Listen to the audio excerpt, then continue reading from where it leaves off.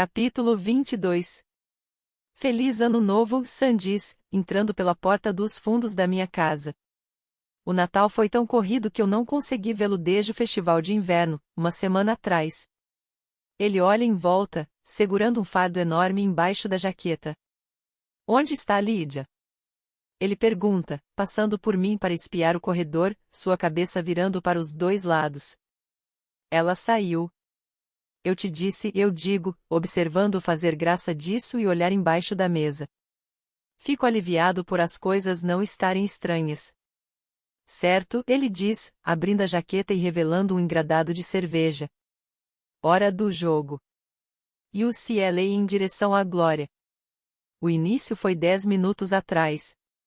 Um carro passa na rua e ele rapidamente fecha a jaqueta, esticando o pescoço para olhar para fora da janela da cozinha.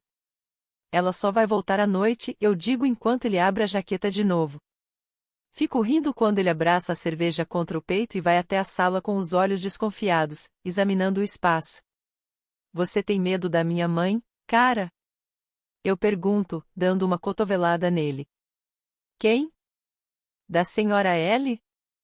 Ele diz, jogando-se no sofá. Com certeza.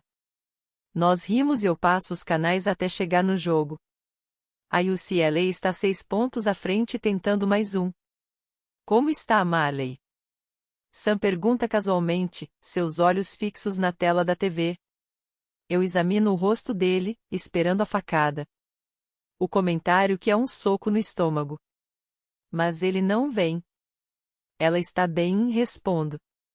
Essa é a primeira vez que ele pergunta dela por conta própria, mas não dou muitos detalhes. Sam assente, abrindo sua cerveja e bebendo a garrafa toda de uma vez. Tipo, a garrafa toda. Cara, eu digo quando ele pega outra cerveja e abre. Eu me inclino para a frente e atiro da mão dele. Olha, Sam, se você está puto por ter visto eu e a Marley semana passada, então. Não estou, ele diz, me cortando. Quer dizer, eu queria ficar. Eu tentei ficar, mas, a voz dele se perde e ele evita me olhar, correndo os olhos pela sala, para a TV, a janela, a estante no canto. Para todo lugar, menos para mim. Aquela luminária é nova? Ele pergunta, finalmente, apontando para uma luminária que está ali desde que nós achávamos que meninas eram nojentas. Vamos lá, Sam, eu digo. Eu achei que as coisas não iam mais ser assim. Eu me viro para ele, a luz da TV se reflete na garrafa de vidro na minha mão e me acerta bem no olho, fazendo minha cabeça latejar. Ela não doía há semanas, mas quando a dor volta é tão ruim quanto antes. Isso não devia melhorar com o tempo? Eu cerro os dentes e procuro as palavras em meio à dor. O que quer que esteja acontecendo, fala logo. Ele finalmente me olha com a expressão séria. Eu vou embora. O que você quer dizer? Eu pergunto quando ele começa a se remexer de nervoso, suas pernas balançando freneticamente. Dou um chute nele como faço desde criança, dizendo a ele para parar. Ele dá uma risadinha desconfortável e força sua perna a ficar parada. É por causa do que você viu? Ele fixa o olhar em mim. Sabe, nem tudo é por sua causa. Eu pisco, revendo o que acabei de dizer. Merda. Mas se não é por isso, então por quê? A Kim conseguiu, ele diz com um pequeno sorriso. As dissertações dela me ajudaram a entrar na UCLA. Vou embora semana que vem. Semana que vem? Isso é ótimo. Mas não parece nem um pouco ótimo. Eu me calo, percebendo que fiz mais uma vez. Pensei em mim, quando o foco é Sam. E se Sam está pronto para seguir em frente, então eu preciso deixá-lo seguir em frente. Assim como ele me deixou seguir em frente. É o que eu queria para ele. Mas, de alguma forma, não imaginei que seria assim. Eu preciso fazer isso, cara, ele diz, intuindo meus pensamentos confusos, uma habilidade que ele adquiriu em mais de uma década de amizade. O último 1 ano e meio foi, ele emudece, engolindo em seco. 1 ano e meio. Do que ele está falando? Droga.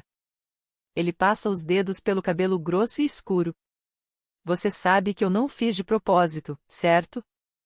Fez o quê? Eu pergunto, confuso.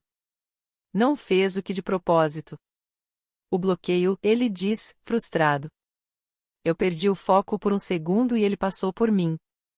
Quando eu ouvi o barulho, a voz dele se perde, seus olhos arregalados. Assombrados. Eu achei que aquele som nunca mais ia sair da minha cabeça. Ele esfrega o rosto com as mãos e sacode a cabeça. Tudo que você perdeu, tudo que nós perdemos, é por causa daquele momento. O momento em que eu fiz merda. Sam, não foi culpa sua, digo, querendo que ele enxergue. Eu sei que você não perdeu o bloqueio de propósito, eu silencio por alguns instantes. Por que ele sente isso? Eu penso em Kim naquela noite no carro. O que ela disse. Mas ainda assim eu te fiz pagar por isso, não fiz? Você e a Kimberly. Eu joguei tudo em cima de vocês. Sam dá uma risada áspera e ácida. E mais uma vez você está olhando para você. Mas não é disso que ele está falando? Sim, ele diz, confirmando com a cabeça. Eu me arrependo daquele bloqueio. Eu odeio o que isso causou na sua carreira. Eu voltaria atrás se pudesse, mas, ele silencia, sua voz falhando. Mas talvez não apenas pelo motivo que você está pensando. Eu me inclino para trás no sofá, confuso. Se eu não tivesse perdido aquele bloqueio, então eu não teria por que compensar você. E desde então é só isso que eu venho tentando fazer, compensar você. As peças começam a se encaixar. E, por causa disso, eu escolhi você em vez da Kimberly. Eu te escolhi em vez de a mim mesmo. Ele coloca suas mãos sobre o peito. Seus sentimentos precisavam vir primeiro porque eu fiz merda, ele diz, engolindo em seco. Toda vez que ela chorava, eu queria dizer a ela que a amava. Toda vez que vocês brigavam, eu queria me meter e protegê-la. Eu enxergo agora. O buquê de tulipas azuis contra a lápide. A forma como ele olhou para ela na noite da formatura. Todas essas coisas que ficaram invisíveis para mim por tanto tempo simplesmente porque eu não estava atento. Eu ainda amo dessa maneira. Eu não consigo deixar pra lá. E, sinceramente, eu nem quero, ele diz, seus punhos fechados sobre as pernas. Eu prefiro amá-la para sempre e sofrer esse tempo todo do que esquecê-la por um segundo que seja. Talvez um dia eu consiga. Mas, por enquanto, eu não consigo. Ele fica quieto por um momento antes de olhar para mim. No minuto que você disse o nome da Marley, eu soube que ela não era só sua amiga. Eu soube porque era como eu me sentia com a Kim. Eu abaixo a cabeça, esfregando meu rosto com as mãos. Merda. É muita coisa para processar. Meus Deus. Eu sinto muito, Sam, Sam coloca a mão no meu ombro ruim, me cortando. Isso foi minha culpa, assim como as escolhas que fiz depois. Mas, eu vou deixar isso pra lá. Eu preciso. Eu sacudo a cabeça e olho para ele. Vocês dois deviam ter se livrado de mim. Sam desdenha e revira os olhos. Cale a boca. Como se algum de nós pudesse ter se livrado de você. Você não desiste das pessoas, então nós não desistimos de você, ele diz me dando um sorriso amargo. Além do que, a Kim tentou. 7 vezes. Nós dois caímos na risada. Mas a sensação é boa. Triste e restauradora ao mesmo tempo. Então, você vai fazer isso, eu digo quando nossa risada desaparece. Você vai embora. Ele assente. Solene, mas esperançoso. É. Vou cair fora daqui. Você sabe que eu vou te visitar, né? É melhor mesmo. Sam sorri e nós nos olhamos por um longo tempo. Sam, a cola que mantinha nosso trio inteiro, me mantinha inteiro, vai ocupar seu lugar no mundo. Acho que isso é crescer, eu digo, odiando a ideia.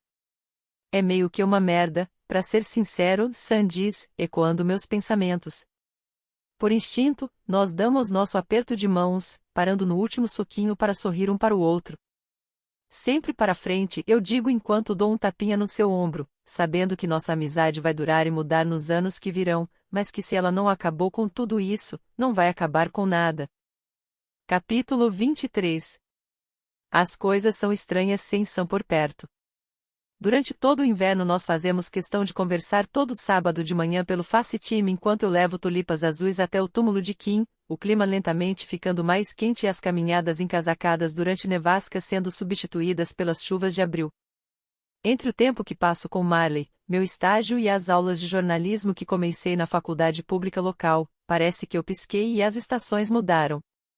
Logo fazendo um dia de 24 graus e o parque se enche de pessoas correndo de regata e óculos de sol, agindo como se fosse verão.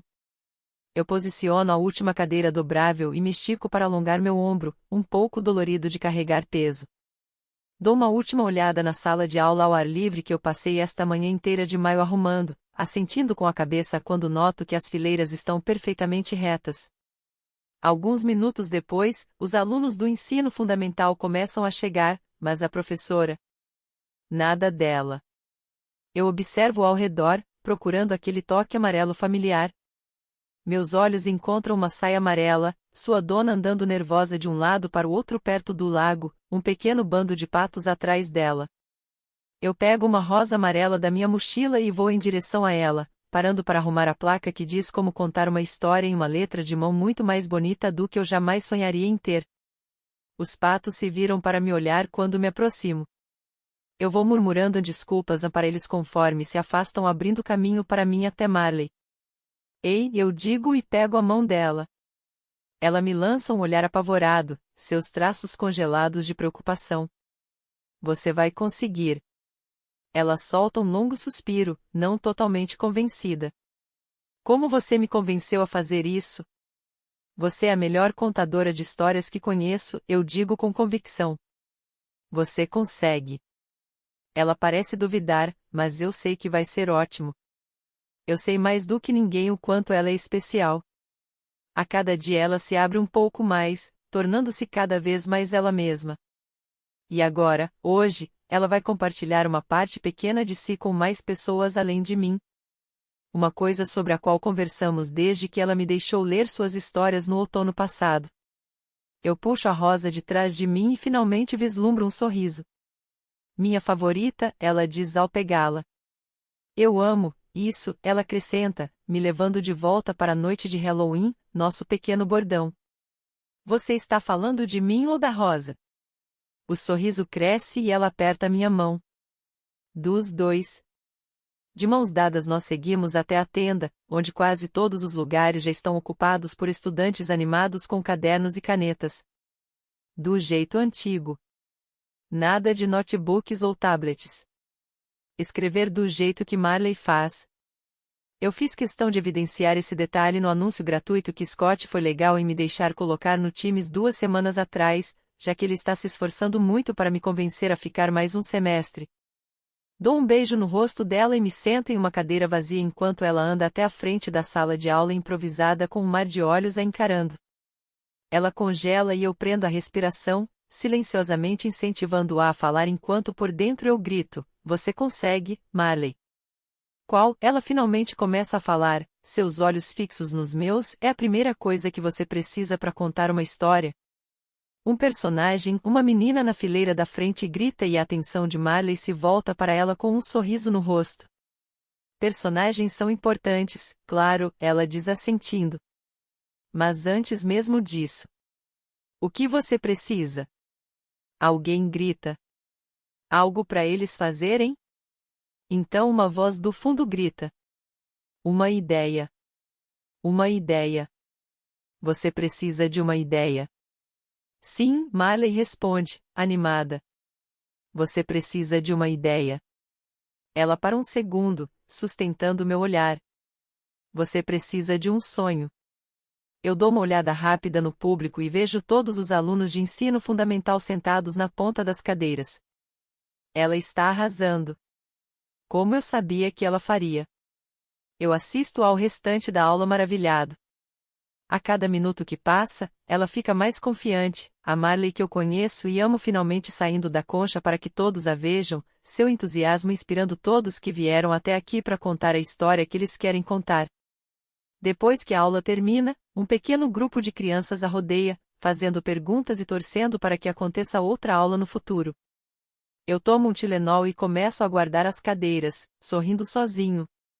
Mesmo com a dor no ombro, tudo isso mais do que valeu a pena. 2 braços me envolvem quando eu termino, os últimos alunos seguindo para o parque, cadernos enfiados embaixo do braço. Isso foi incrível, Marley murmura enquanto me abraça por trás. Você foi incrível, eu digo, me virando para beijá-la, minha mão encontrando a curva familiar da sua cintura. Nós devíamos comemorar. Fazer algo divertido. O que você sugere? Marley pergunta, tocando meu rosto, seus dedos suaves na minha face. Qualquer coisa. Eu digo. Ela pensa, seus olhos se acendendo, um sorriso nos seus lábios. Qualquer coisa. Nós estacionamos em frente ao abrigo de animais e Marley espia pela janela, animada. Isso definitivamente não era o que eu tinha em mente quando falei em comemoração, mas é importante para ela. Ela tem falado em adotar um cachorro desde o inverno, mas algo sempre a impedia. A expressão determinada em seus olhos me deixa sorridente. Nada vai impedi-la hoje. Além disso, eu mesmo estou bem animado. Embora nunca tenha dito isso para ela, um cachorro é algo muito mais fofinho que um pato adulto fissurado em pipocas. Ela se vira para me olhar, a mão na maçaneta da porta. O que foi? Eu pergunto, colocando uma mecha do seu cabelo atrás da orelha. Você vai me ajudar, certo? A cuidar do cachorro? Eu faço que sim, reconfortando-a. Claro. Porque se eu não puder e algo acontecer com ele? Você acabou de ver o que pode fazer, Marley, mesmo quando acha que não pode. Você é maravilhosa. Ela ainda parece ter dúvidas, então eu acrescento, mas eu estou aqui. Sempre.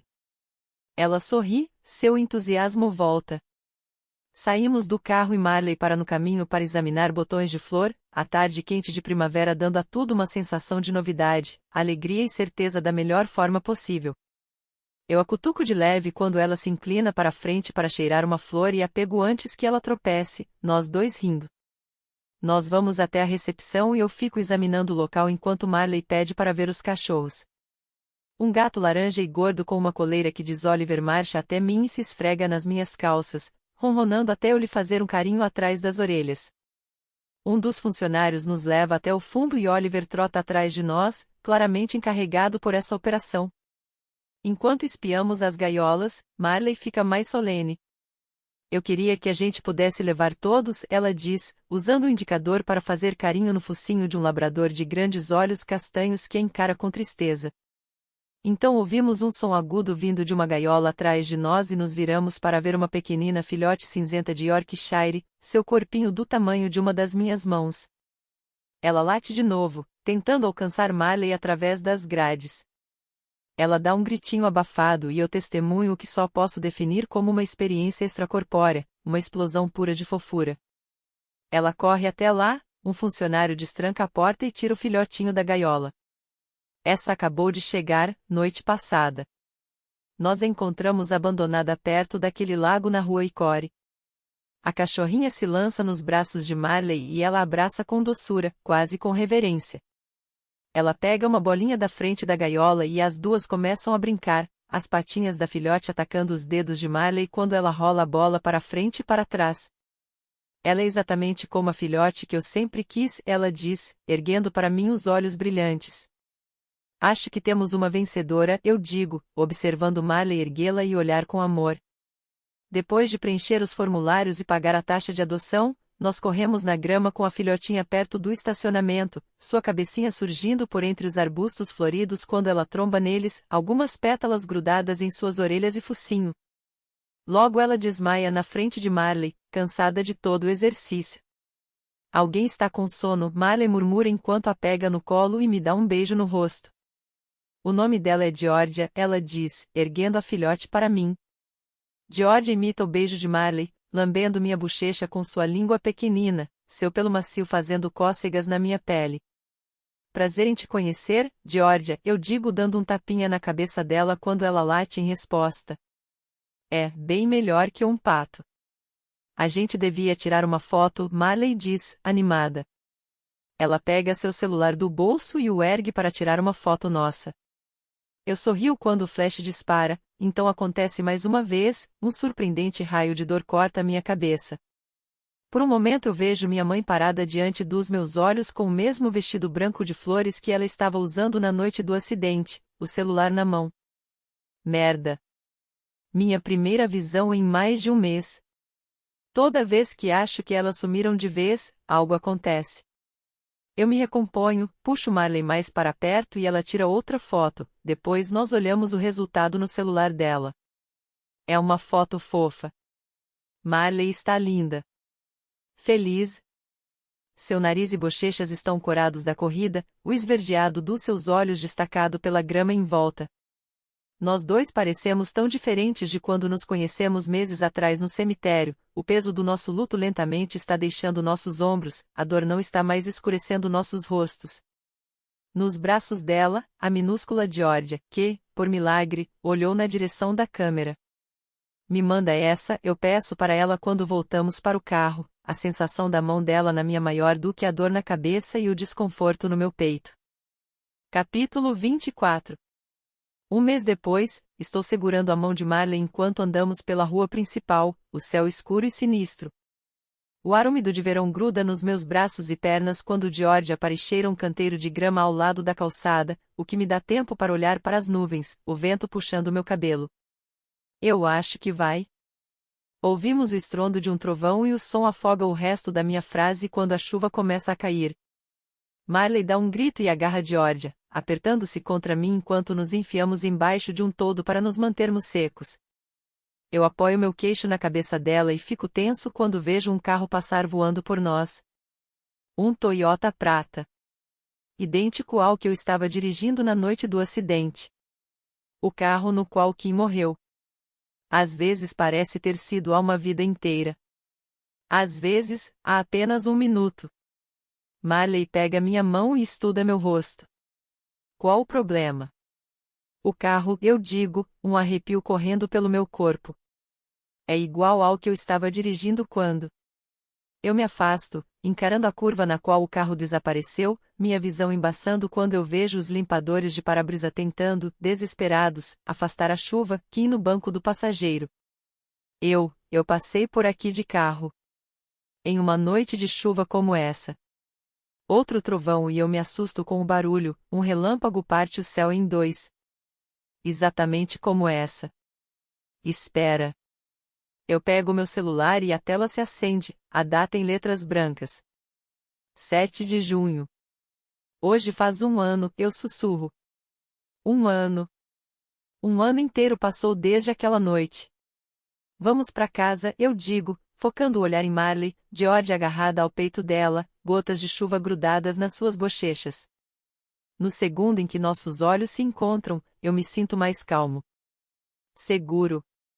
Nossos dedos se entrelaçam e nós saímos correndo, usando toldos e marquises como proteção até chegarmos à entrada da minha casa. Quando chegamos, vamos direto para o porão e eu acendo a lareira. A chama se forma quase imediatamente, branca, amarela e laranja, comendo a madeira e nos aquecendo. Eu me inclino para a frente para cutucar o fogo que cresce pela lenha, engolindo-a toda. Mais um estrondo de um trovão lá fora e, ao mesmo tempo, uma dor rápida e aguda cruza minha testa. O atiçador cai da minha mão com um barulho alto. Ai! Puta merda! Eu pego o atiçador e o coloco de volta no lugar enquanto mantenho meus olhos fixos no fogo. Isso foi. Uma cinza salta, um flash vermelho. Por um segundo eu vejo o reflexo das luzes vermelhas da emergência no asfalto molhado, uma dor atordoante. Não. Não vou passar por isso de novo. Eu me levanto, afastando o pensamento e o quarto volta a aparecer. Passo os dedos pelos cabelos e solto um longo suspiro. Já se passaram muitos meses e eu ainda não gosto de tempestades. Eu não sei por que essa está disparando minha dor de cabeça assim. Deve ser por causa do aniversário. Você também sente, não sente? Eu me viro e vejo Marley no sofá, seu cabelo comprido ainda úmido da nossa corrida pela chuva. Seu rosto está iluminado pela luz do fogo, mas seus olhos estão focados lá fora, encarando a tempestade através da porta-balcão. Georgia está enrolada em uma toalha nos seus braços. Eu me sento ao lado dela, examinando seu rosto. Ela tem uma expressão distante e assombrada. Uma expressão que eu não vejo há meses. Uma expressão que eu achei que já tínhamos abandonado. Sinto o quê? Eu pergunto. Que nós não deveríamos ser tão felizes. Como se um dia tudo isso fosse sumir.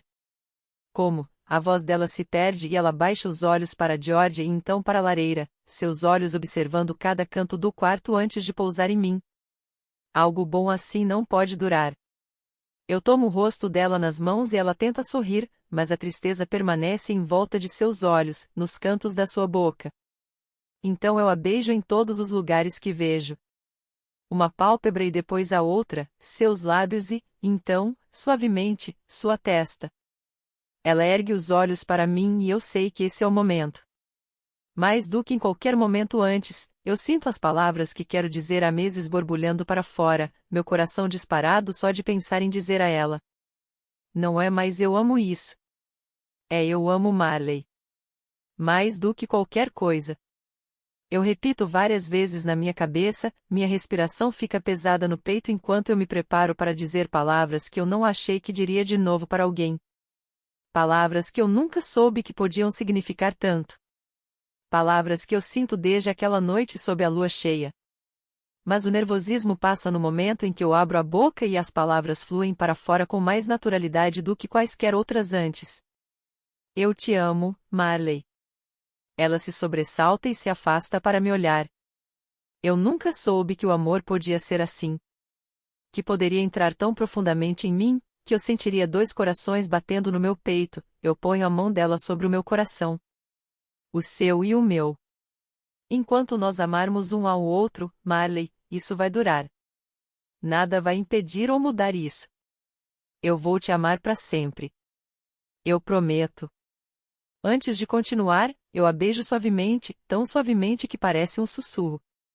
Então eu acho que depende, se você me ama também ou não. Os olhos dela ficam marejados e ela tira uma mecha rebelde de cabelo do meu rosto, um pequeno sorriso formando-se nos seus lábios. Eu amo, ela diz, me beijando entre as palavras. Eu amo, eu amo, eu amo. Ela se lança nos meus braços, seu vestido amarelo macio sob a ponta dos meus dedos enquanto eu a puxo mais para perto, para cima de mim. Eu a beijo, a eletricidade entre nós estalando alta e com mais força que os raios do outro lado do vidro.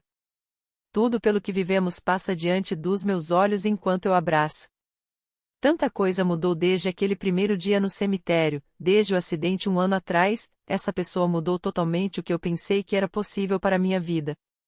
Nós nos sentamos perto do fogo, aninhados com Georgia embaixo de um cobertor, ignorando os trovões e a chuva lá fora, focando apenas um no outro até que as chamas quentes nos conduzem cada vez mais para perto do sono. Com as minhas pálpebras ficando pesadas, eu olho para Marley, segura nos meus braços, suas bochechas rosadas do calor. Eu te amo, ela diz suavemente. Ouvir essas palavras dos lábios dela pela primeira vez põe o maior sorriso possível no meu rosto. Eu também te amo, eu sussurro de volta antes que o sono me domine. Eu a amo também. E sempre vou amar. Eu não sei por quanto tempo dormimos, mas o estrondo alto de um trovão me faz acordar assustado, meus braços vazios, o porão escuro, o fogo apagado. Eu me sento e esfrego os olhos, focando-os em Georgia, que está sentada perto da porta choramingando. Ela bate com a pata no vidro. Eu me ergo e vou até ela, olhando para a tempestade lá fora que ainda está caindo com fúria. Marley! Eu grito para o porão vazio. Só o silêncio me responde. Georgia bate de novo na porta e meu estômago se aperta. Marley está lá fora? Nessa chuva? Abro a porta com tudo. Um vento frio corta as árvores nuas e quase me leva junto. A chuva cai pelo telhado enquanto eu corro em volta da casa, o dilúvio encharcando minhas roupas imediatamente. Um calafrio sobe pela minha nuca. Um medo que é familiar de uma forma na qual não quero pensar. Marley. Eu grito enquanto corro, o som da eletricidade vibrando no ar, relâmpagos cortando o céu com raiva. Uma dor lancinante se espalha pela minha cicatriz e eu tento me livrar dela, ignorando as memórias que começam a se intrometer enquanto cambaleio para frente, gritando o nome dela repetidas vezes. Marley, onde você está? Saio para a rua, olhando o quarteirão de um lado para o outro, os postes incandescentes vívidos na chuva, lutando contra a escuridão da tempestade que ameaça encobri-los. A outra explosão de luz, um flash na frente dos meus olhos, um raio acertou o transformador no fim da rua e cobriu o quarteirão de faíscas. Eu luto para ver alguma coisa na chuva e no vento, mas eles acertam meus olhos e meu rosto, minha cabeça gritando de dor enquanto os postes apagam um por um, a escuridão chegando cada vez mais perto de mim até que toda a rua escureça. Au au. Geórgia. Giro na direção da casa e todas as luzes se acendem ao mesmo tempo, iluminando o gramado da frente, a varanda, o caminho para o porão. Marley voltou para dentro? Outro relâmpago estoura no céu e eu vejo uma silhueta à minha frente por um momento antes da dor me acertar, rebatendo pelo meu crânio e o meu corpo. Uma dor tão atordoante que tudo que consigo fazer é gritar e cair para frente, de cara no chão. Não há como parar a minha queda. Minha cabeça bate com força no chão. E então tudo fica preto.